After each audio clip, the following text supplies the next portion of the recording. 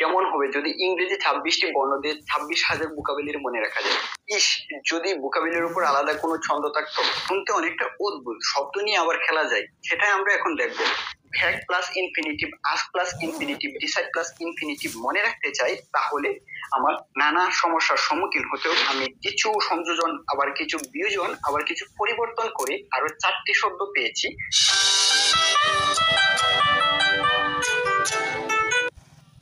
আসসালামু আলাইকুম এভরিওয়ান, আমি জুবাইর হোসেন।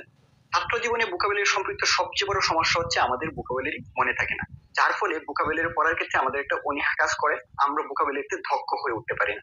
আজকে ভোকাবুলারি কিভাবে সহজে মনে রাখা যায় সেই সম্পর্কিত সহজ 7টি টেকনিক সম্পর্কে ধারণা দিতে যাচ্ছি, যেগুলা তোমরা যদি তোমাদের ভোকাবুলারি শিক্ষার ক্ষেত্রে অ্যাপ্লাই করো, তাহলে তোমরা সহজে ভোকাবুলারি শিখতে পারবে এবং সেই সাথে ভোকাবুলারি মনে রাখতে পারবে।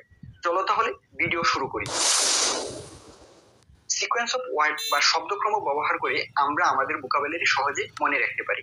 ইংরেজি বর্ণমালার 26টি যে বর্ণ রয়েছে, সেই বর্ণের যে ধারাবাহিক ক্রম রয়েছে সেইগুলো ফলো করে আমরা আমাদের ভোকাবুলারি সহজে মনে রাখতে পারি। আমরা জানি ইংরেজি বর্ণমালার 26টি বর্ণের এরপরে বি আসে, বির পরে সি আসে, সির পরে ডি, এরপরে এফ, এরপরে এস টি জেড, এভাবে আমাদের সামনে এসে থাকে। তোমরা পেছনে হোয়াইট বোর্ডে কতগুলো শব্দ রয়েছে, যথা ব্যাগ অর্থ প্রার্থনা করা, ক্লেম অর্থ দাবি করা, আস্ক অর্থ জিজ্ঞাসা করা, ডিসাইড সিদ্ধান্ত নেওয়া, ট্রাই চেষ্টা করা, ফেল ব্যর্থ হওয়া। যেভাবে লেখা রয়েছে এইভাবে আমরা যদি শব্দগুলো শিখতে চাই, তাহলে আমাদের দেখা যায় যে নানা সমস্যার সম্মুখীন হব এবং মনে রাখতে সমস্যা হবে। আমি যে তোমাদের সিকোয়েন্স অফ ওয়ার্ড অর্থাৎ এর পরে বি, বির পরে সি, সির পরে ডি, ই, এফ, এস এর পরে টি এসে থাকে। আমরা যদি এই সিকোয়েন্সটা হোয়াইট বোর্ডে লিখি, এরপরে বি, বির পরে সি এবং সির পরে ডি, ডির পরে এফ, এফ এর পরে টি এসে থাকে। তাহলে তোমরা এখানে প্রথমেই দেখতে পাচ্ছ যে প্রথম শব্দটা হচ্ছে বি, যেটা আমাদের সিকোয়েন্সে ওয়ার্ডের নিয়ম ভঙ্গ করে একে রেখে প্রথমে চলে এসেছে। তাহলে আমরা যদি এই আস্ক বা জিজ্ঞাসা শব্দটিকে প্রথমেই নিয়ে যাই,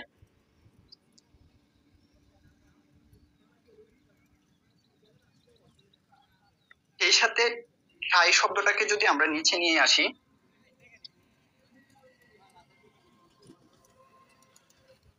তাহলে দেখো একটা সুন্দর সিকোয়েন্স হয়েছে, যথা এ তে আস্ক, বি তে ভ্যাগ, সি তে ক্লেম, ডি তে ডিসাইড, এফ তে ফেল, টি তে ট্রাই।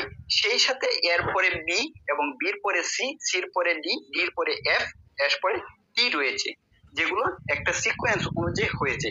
আমরা যদি এই 26টি বর্ণমালার যে সিকোয়েন্স রয়েছে সেই সিকোয়েন্স অনুযায়ী শব্দার্থ শিখি, তাহলে সহজেই প্রচুর ভোকাবুলারি মনে রাখতে পারবো।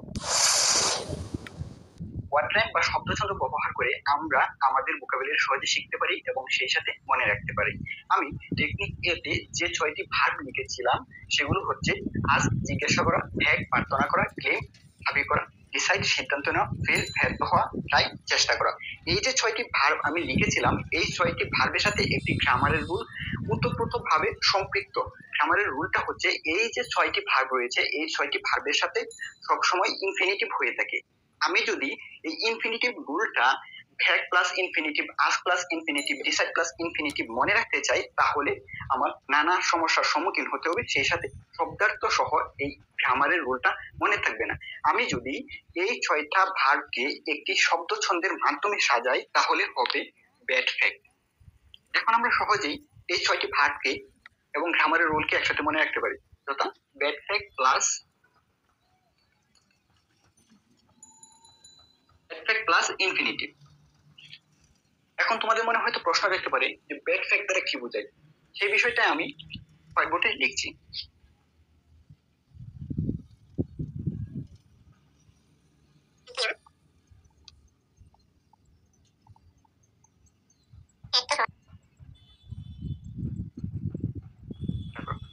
এখানে আমি যে ব্যাড ফ্যাক্টটা লিখেছিলাম, সেই ব্যাড ফ্যাক্ট বলতে বোঝাচ্ছে ব্যাড, বি থেকে ভ্যাগ, এ থেকে আস্ক, ডি থেকে হচ্ছে ডিসাইড, আর ফ্যাক্ট থেকে হচ্ছে এই ফেইলের যে এফ এ আছে সেই ফেইলের ফে, সি তে ক্লেম, ডি তে কি তে ট্রাই।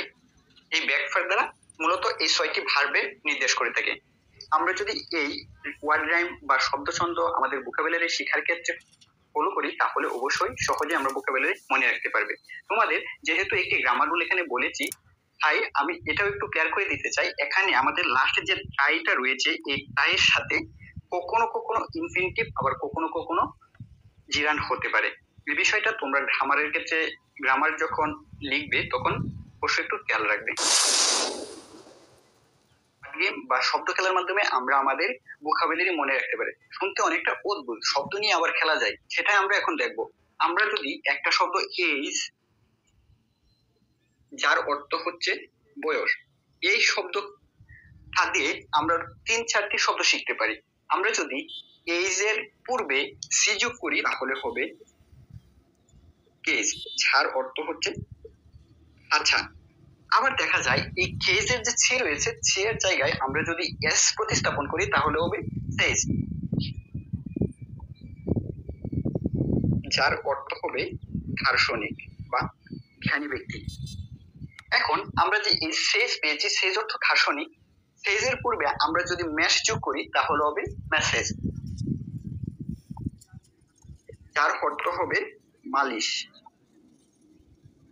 মেসেজের জায়গায় আমরা এর জায়গায় যদি ই যোগ করে দেই তাহলে হয়ে যাবে মেসেজ, যার অর্থ হবে বার্তা।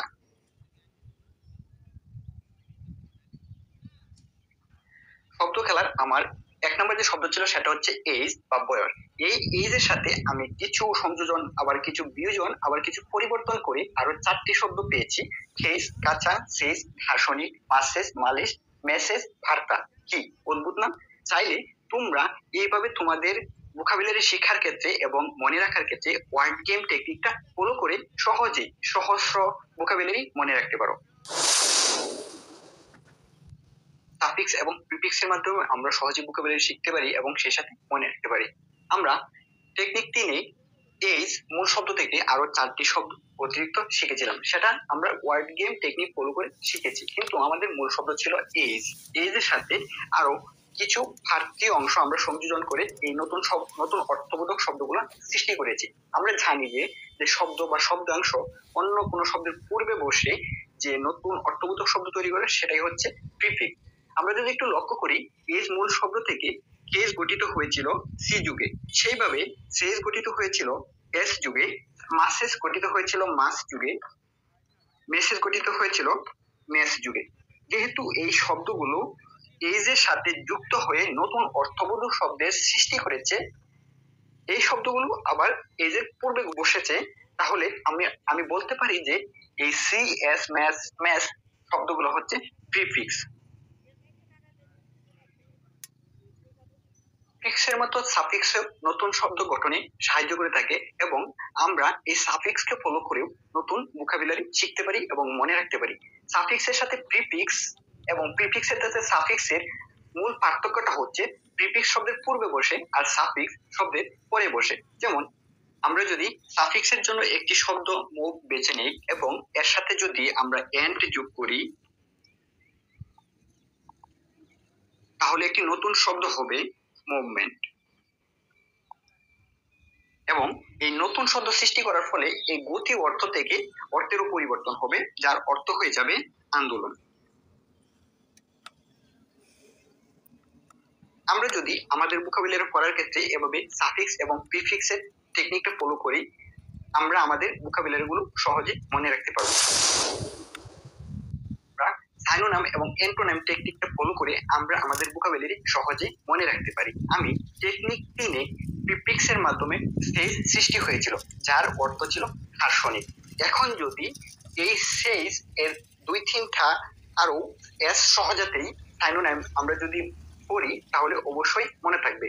সেজের এস সহজাত আরো 2টা সাইনোনিম হচ্ছে সাবান্ট, স্কলার, যার অর্থ হচ্ছে দার্শনিক বা জ্ঞানী। একই সাথে আমরা যদি এস সহজাত আরো 2টা অ্যান্টোনাইম শিখি সেগুলোও সহজে মনে থাকবে। সেজের আরো 2টা এস সহজাত অ্যান্টোনিম হচ্ছে স্টুপিড, সিম্পল। কি বন্ধুরা, অদ্ভুত না? আমরা চাইলেই এই সাইনোনিম এবং অ্যান্টোনিমের মাধ্যমে ভোকাবুলারি সহজে মনে রাখতে পারি। ভোকাবুলারি মনে রাখার আমার 6 নম্বর যে টেকনিকটা হচ্ছে ক্লিয়ার ওয়ার্ড কনসেপ্ট, যেটা আমি পিছনে লিখে রেখেছি। এখন কথা হচ্ছে আমরা যদি শব্দ সম্পর্কে সঠিক ধারণা রাখি তাহলে কিভাবে ভোকাবুলারি মনে রাখবো? এটা একটা সাধারণ প্রশ্ন হতেই পারে। আমি দুইটা শব্দ লিখে রেখেছি, সিট এবং সেট। সিট অর্থ হচ্ছে বসা, সেট অর্থ হচ্ছে স্থাপন করা। এখন আমি যদি সিটের অর্থই না জানি কিংবা সেটের অর্থ সিটের জায়গায় ব্যবহার করি তাহলে আমাদের ভোকাবুলারি মনে থাকবে কিভাবে? এই সিট এবং সেটের মতো করে আমি যদি আরো দুইটা উদাহরণ দিই, যেমন ব্রিফ এবং বিফ, এই দুইটা শব্দের উচ্চারণ প্রায় একই রকম। ব্রিফ অর্থ হচ্ছে সংক্ষিপ্ত, আর বিফ অর্থ হচ্ছে গরুর মাংস। তোমরা যদি এই বিফ এবং বিফের মধ্যে পার্থক্যই না করতে পারো, দুইটাকে যদি একই ভাবো, তাহলে ভোকাবুলারি তো মনে থাকবেই না। তোমরা চাইলেই এই ক্লিয়ার ওয়ার্ড কনসেপ্ট টেকনিকটা ফলো করে তোমাদের ভোকাবুলারি মনে রাখতে পারো। ভোকাবুলারি মনে রাখার আমার সর্বশেষ যে টেকনিকটা হচ্ছে প্র্যাকটিস। তোমরা হয়তো এই প্রবাদটা সকলেই জানো, practice makes a man perfect. প্র্যাকটিসের মাধ্যমে আমরা আমাদের ভোকাবুলারি মনে রাখতে পারি এবং নিজেদেরকে দক্ষ করে তুলতে পারি। এই প্র্যাকটিস করার ক্ষেত্রে আমরা কয়েকটি ধাপ ফলো করতে পারি, যেমন নির্দিষ্ট নিয়ম করে পড়া, একদিনে 5টা 10টা কিংবা 15টা শব্দার্থ শেখা, ফ্ল্যাশ কার্ড ব্যবহার করতে পারি, সেই সাথে নোট খাতা ব্যবহার করে আমরা আমাদের ভোকাবুলারি মনে রাখতে পারি এবং শিখতে পারি। তো শিক্ষার্থী বন্ধুরা, এই ছিল আমার ভোকাবুলারি সহজে মনে রাখার 7টি টেকনিক। এই 7টি টেকনিকের মাঝে তোমার কোন টেকনিকটা পছন্দ হয়েছে তা অবশ্যই কমেন্টে জানাতে ভুলবে না। ধন্যবাদ।